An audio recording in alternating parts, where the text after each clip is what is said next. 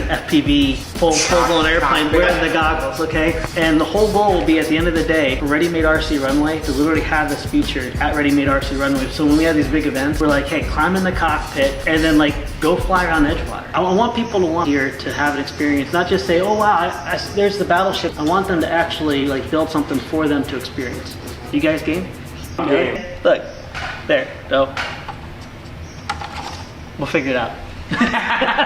Okay, so if you guys didn't catch that, basically what we're gonna be doing today is we are going to be taking common materials and we're gonna make a FPV cockpit that you can sit in and fly with an actual stick and a throttle just like a real airplane. So a lot of the inspiration from this for Josh and also for me is this iconic photo of Howard Hughes. Now for those of you guys that aren't familiar with Howard Hughes, he's known for a lot of things, such as he's a business magnate, he's an investor, he's an engineer, he's a film director, he's a philanthropist, but we all know and love him because he is basically just a boss of aviation. Long story short is he founded the Hughes Aircraft Company in 1932. He went on to set multiple airspeed records. He built the H-1 Racer, which is arguably the most beautiful plane ever. And then later he went on to build the Spruce Goose. And if you guys aren't familiar with the Spruce Goose, it is one of the most awe-inspiring, impressive aircraft ever built in my opinion. It has a larger wingspan than a 747 or A380. It weighed 300,000 pounds and it was powered by 8 28-cylinder 3,000 horsepower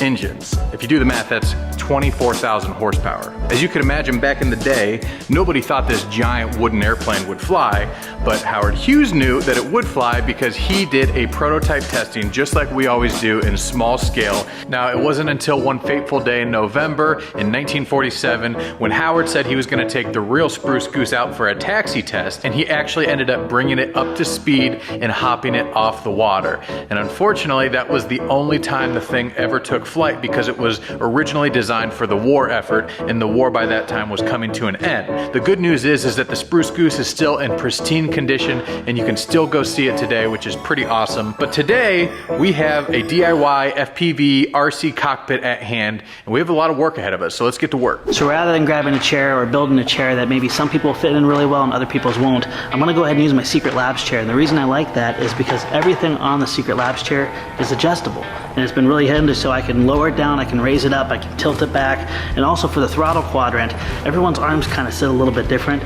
I'll be able to raise this up and down and also save a ton of time and not have to build it. Okay, now, so for those of you guys who may not be familiar with the hobby or just electronics in general, this is what we're gonna be using today. This is just a standard RC transmitter. Now you can get into model numbers and all the different features and capabilities, and they can get a little bit overwhelming, but the general principle of a transmitter is pretty simple. It basically takes your